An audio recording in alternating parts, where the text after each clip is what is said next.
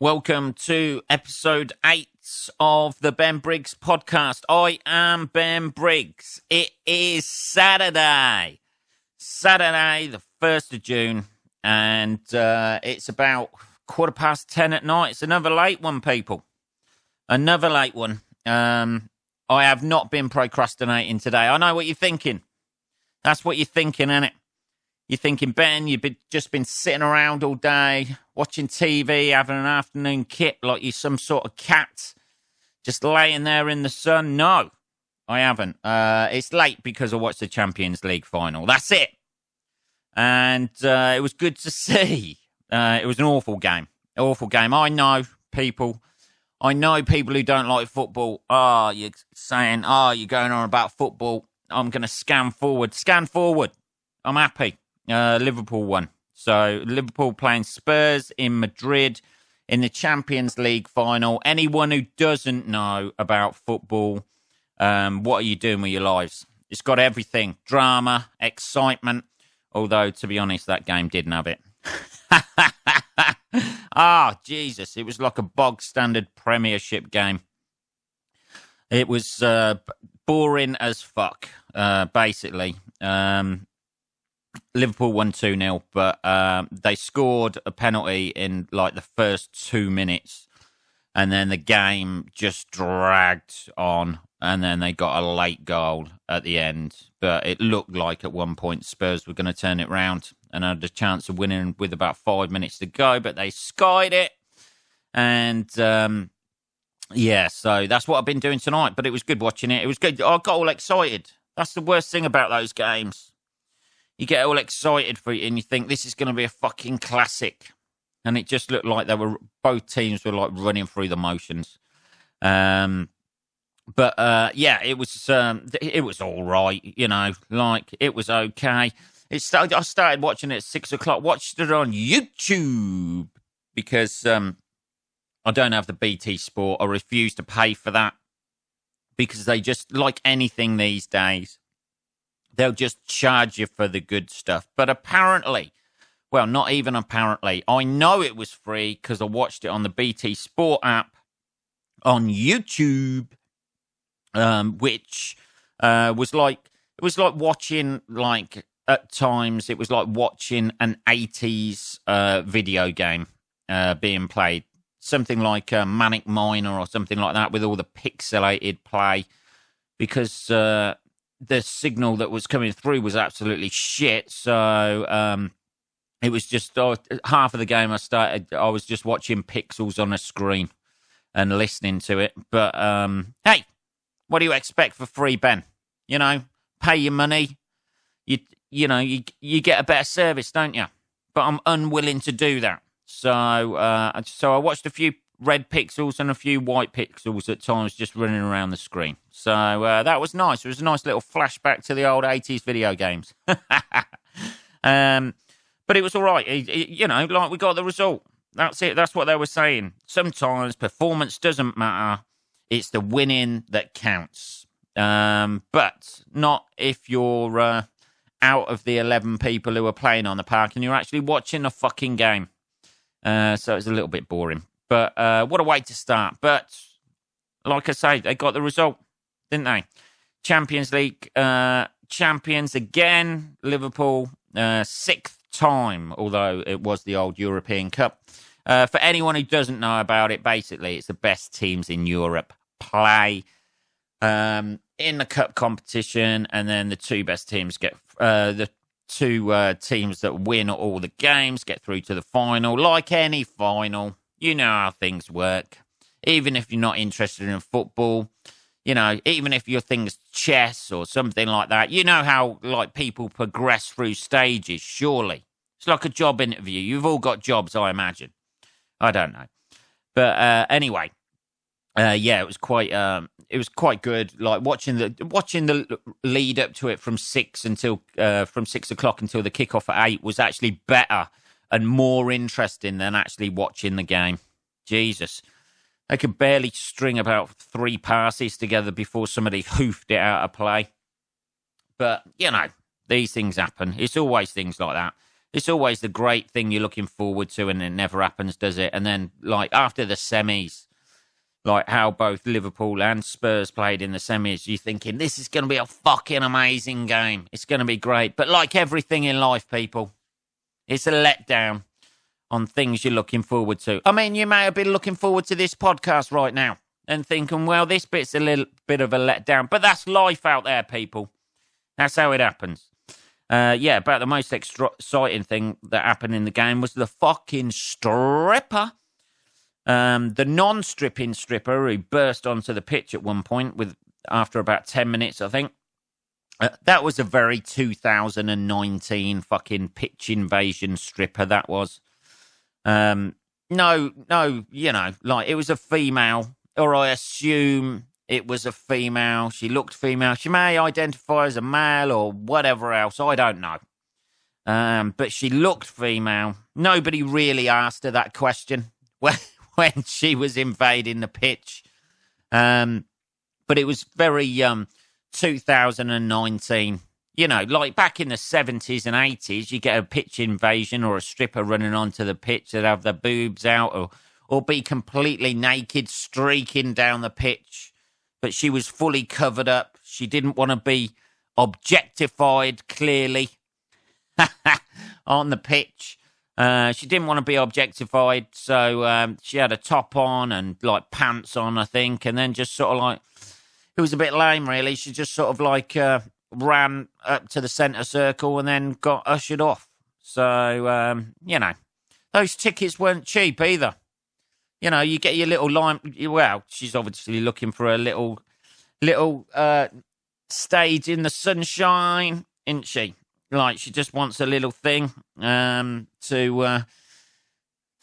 I imagine, just post on Instagram, and she'll be earning some sort of advertising from hits on Instagram from that. That's the way it goes, isn't it? But at least she didn't show too much. It was a PG-rated, bland stripper. That went on to the streaker. That's what they are, aren't they? Streakers. She was a non-streaking streaker. She was a fully clothed streaker. The worst sort of streaker, I imagine, for those football fans who are watching there. When they saw her running onto the pitch, I bet they were all thinking, this is coming off. Nope, it's 2019. Don't objectify that streaker. And she kept her dignity, which is more can be said from the teams, the way they played today. Fucking hell, it was boring. That was about the most exciting thing that happened in the game, to be perfectly honest. Got all excited. It goes like that sometimes, though. An early goal in football and that sort of thing, it goes like that. It can be a bit of a stalemate. It can go either way. Either both teams come out and play or just closed each other down, and it was fucking shit. But anyway, I sat through it. And Liverpool won, and that's the main thing. It's like they say, no one's going to remember the performance. They're just going to remember who won it, aren't they? That's it. One of the interesting things I read about the game on the way, because tickets were so expensive and flights were so expensive out there. I think for a flight to get there after the game started, it was about €200, and to get the flight that you needed to get from the UK to the game, to be able to see the game was like €800. Everything gets hyped up, doesn't it? Everybody's trying to make their money out of everything, aren't they? There was a story, though, I read, and it was like it popped up on the news feed and that, and it was about Liverpool supporters who were travelling by bus.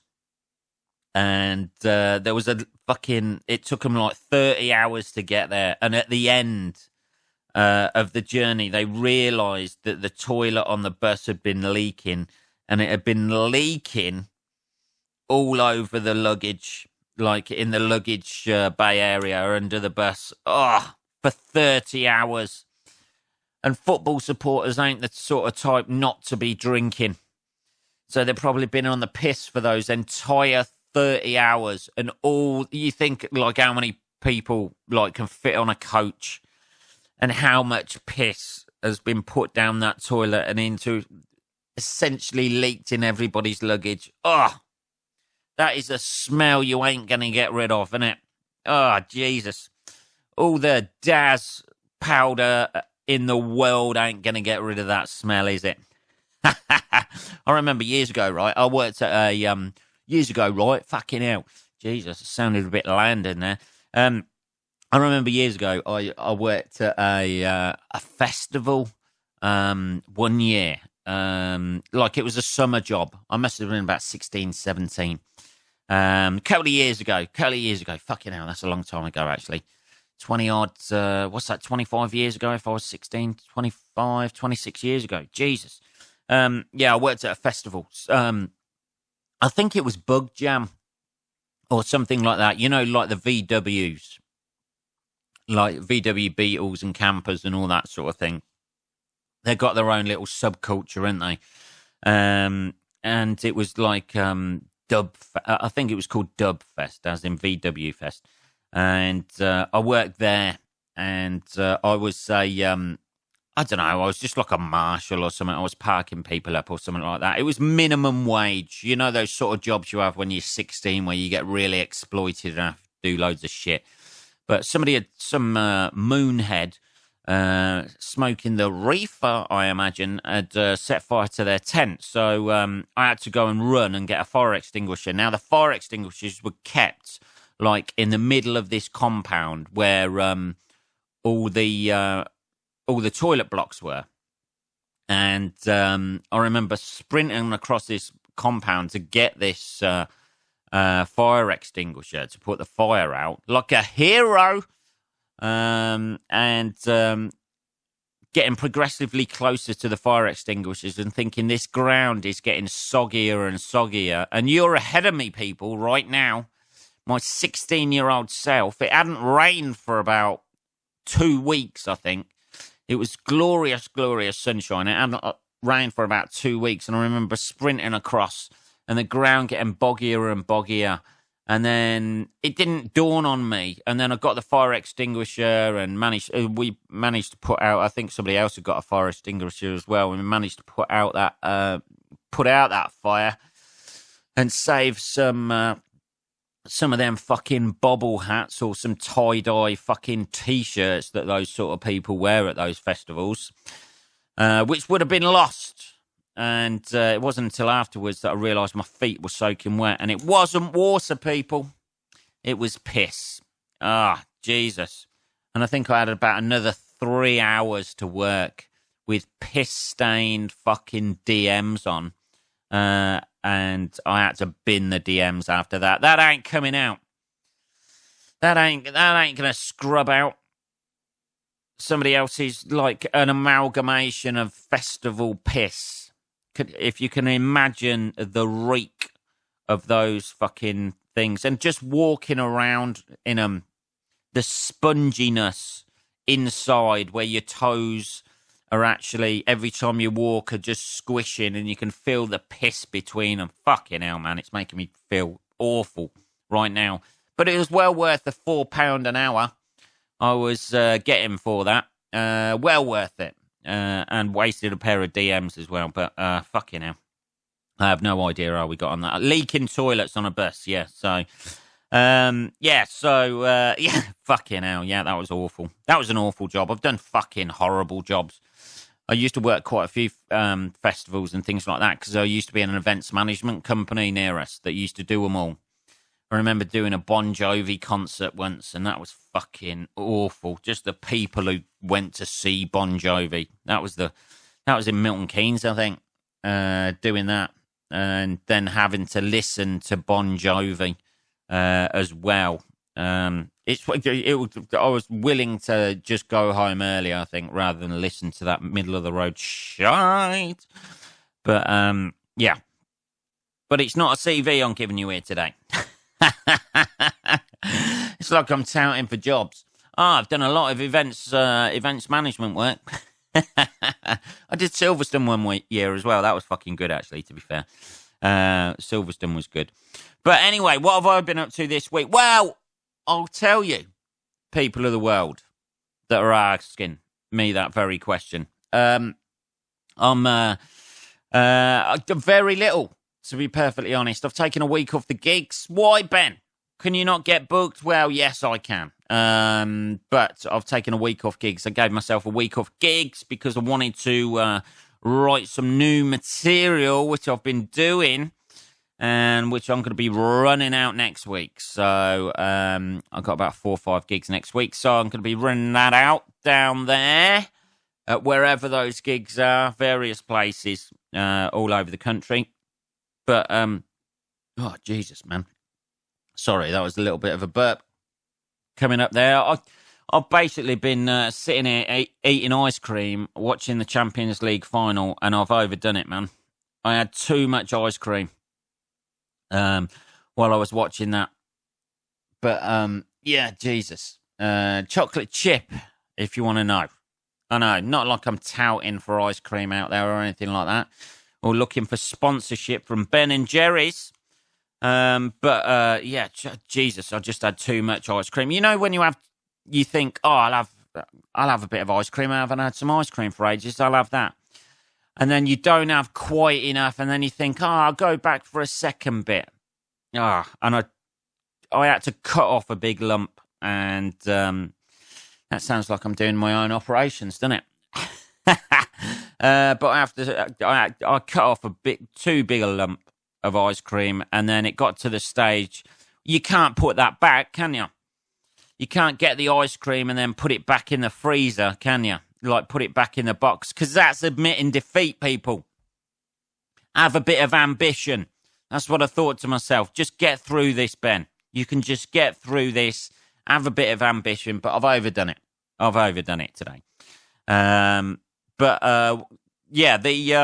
what I was going to get to, other than this ice cream stuff, was, although the final wasn't that enjoyable, there has been other things I've been doing this week. That's the point I was trying to make. I did see some horrendous thing, like an advert for organic burials. Now, I don't know if you're aware of this, people. He says, swiftly segueing into something that he wanted to talk about. I know, it's not all just made up. Organic burials. I saw an advert for organic burials. I don't know whether you thought about your own mortality, people out there, but we're not going to last forever. You know what I mean? We need to start thinking about this now. Are you going to be a burden on the environment even when you're dead? Or are you going to go for an organic burial, which is basically they put you... I think there's various ways of doing it. There was one way I saw of doing it, and it looked fucking horrendous. I mean, the main way, I think, is they char grill you in the old crematorium. They cremate you and then put you in a little urn that sort of like melts away. I don't know what it's made of. Cardboard, I imagine, the article said. And then bury you that way. That seems a good way, doesn't it? It seems all right. Back in with nature and things like that. There's another one that was on there, an organic burial, where they don't burn you. They bury you in the fetal position, like you've just been born, and put a tree, like plant a tree on top of you as well. So your fucking nutrients of you rotting away becomes the nutrients to give birth to the tree, which sounds fucking horrendous. I don't know whether they plant a seed inside, a seed up your arsehole or something like that. Just an apple core. They do that rots inside your arsehole, and then they plant you upside down with your ass about like 30 centimetres away from the surface of the soil, and then an apple tree grows out your ass. I don't know how that works, but it just seemed fucking horrendous. It just seems like one of these, another one of these zeitgeisty things where people are like, hey man, save the environment by growing an apple tree out of your ass when you're dead. Yeah, I'll do that. I'll sign up for that, shall I? I don't know. I think there's better ways of being respectful to the dead than growing an apple tree out of their arsehole. Maybe I'm wrong. Maybe that is the thing that could save this planet. just a sea of fucking apple trees instead of a graveyard. I don't know. And then every apple that comes off that tree has got a slight little hint of your own DNA or your own little hint of smell and taste in there. What better way for your family to celebrate your life than eating an apple pie from apples that are grown from your own corpse every year to celebrate your birthday? Jesus Christ. I mean, you know, either get buried. Surely being buried, you're going to rot away anyway, aren't you? You don't need a fucking apple tree growing out you, do you? Are we that low on apples at the moment? You know, maybe they already do that. Maybe that's where the Granny Smith apple came from. It was just grown out of she may have been like the forebearer of this burial technique. Some woman just called Granny Smith. And, or the Pink Lady. I don't know what the fuck I'm talking about. But it sounded horrendous anyway when I was looking at it. I have no idea what way I'm going to go, man. Well, not what way I'm going to go. Obviously, none of us have that idea, do they? Unless, like, somebody's sitting there at the moment with a gun against their head just saying, yeah, I've got exactly the idea how I'm going to go. I don't mean I'm going to go. How I'm going to be, you know, I don't really give a shit, to be perfectly honest. I'll be dead. I won't care anyway, will I? I don't know. Straight into a mincing machine, something like that. I don't know. A wood chipper.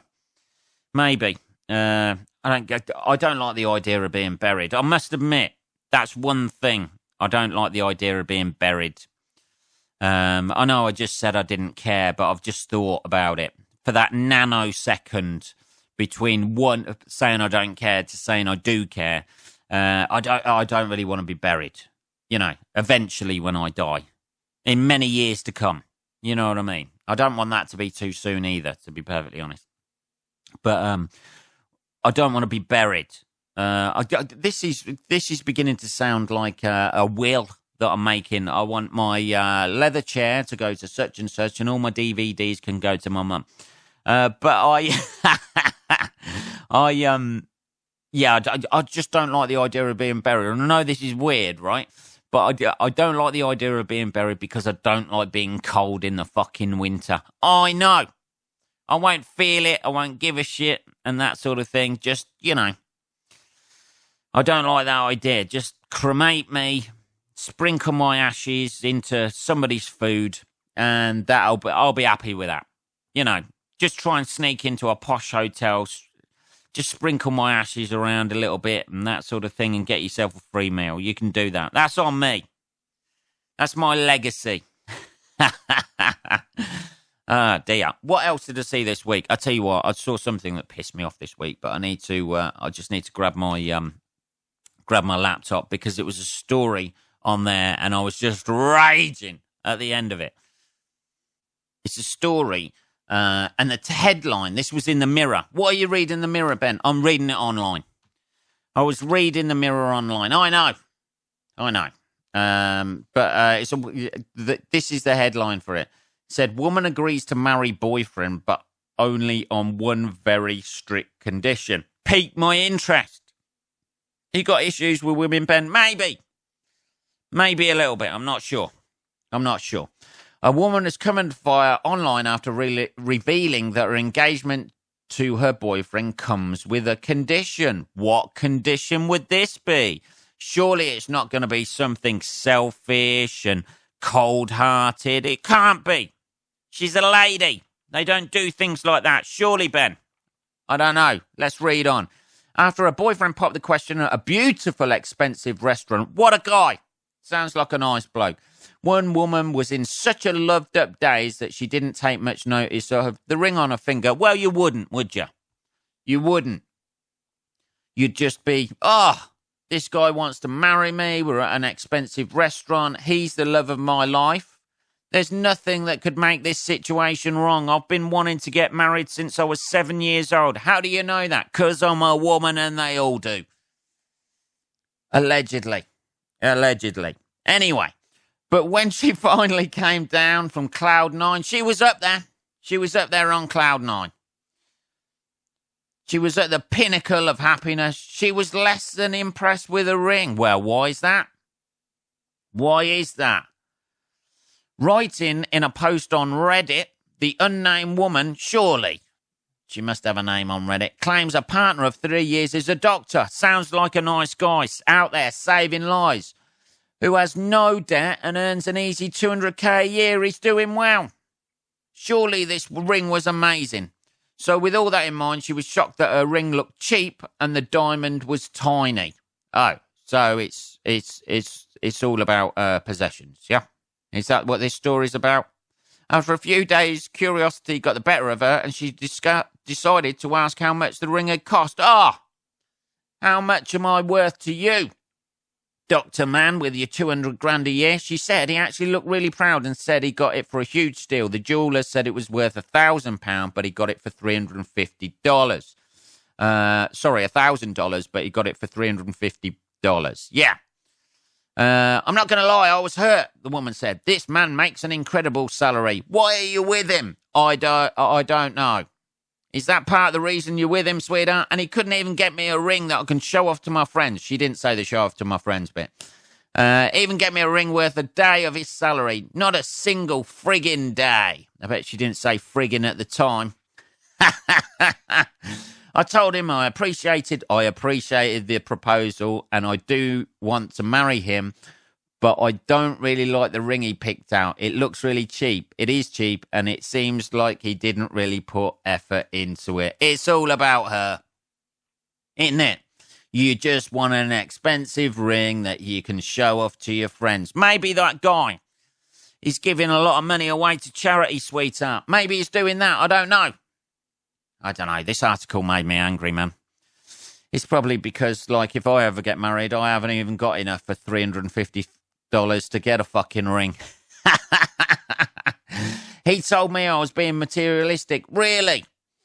And that it'd be more comfortable saving that money towards a honeymoon or a house. She continued. He said he will get another ring if I really hate my ring, but spending more than $500 was straight up not happening. Great stuff. Stick to your guns, son. I'm not quite sure she's with you for the love, my friend. I told him that's fine, but yes, he's conditional on getting a better ring. Jesus Christ. Get rid of her, sunshine. That's it. It's always going to be about the ring. If you don't buy it, that's the thing with this situation. And it's not just women, it's men as well. But in this case, it's the woman. It's just an example, ladies, before you start fucking hurling burnt bras through the internet at me. Yeah, it's just, if you get her the ring, that's gonna be back down, and you're gonna be paying for that for the rest of your life. Every single thing you're gonna be after paying for it. And if you don't back down, she ain't gonna marry you. So it's either one or the other, my friend. But Jesus Christ, never look a gift horse in the mouth. But yeah. Jesus Christ. I mean, it's a difficult one. It's not difficult, is it? That's pure out-and-out gold digging, isn't it? Isn't that pure out-and-out gold digging, people? Surely it is. $350. Yeah, it's not an expensive ring, but maybe he's spending it on the nice honeymoon, or he wants the wedding to be nice and thinks, hey, maybe possessions aren't everything. Maybe if I got her that ring and she still wanted to marry me, maybe she is really the woman for me. But no, obviously not. She values the ring more than the engagement. One of the comments said, think about that for a moment. She won't marry him unless she gets a nicer ring. Yeah, everybody's got a comment on this. They shouldn't get married, and he should find someone who doesn't base their relationship and love around money. Well, yeah, that's got to be a guy's comment. I discussed this story with my mum, and she was exactly on the side of the women. She said, well, if he's not willing to spend any money on her, then she shouldn't marry him. I know. Anything like this, isn't it? Anything like this between gold diggers, when gold diggers are all exposed. There's a definite line between the sexes or the genders. I don't know. It would be nice to get a non-binary viewpoint on what this, who's right in this situation. You've got the male perspective on this and the female perspective on this, but what's the non-bino? What would they come out with? I have no idea. It's interesting, though, how like all the comments are supporting from the guys are supporting the doctor and all the comments from women are supporting the woman. Oh, fucking hell.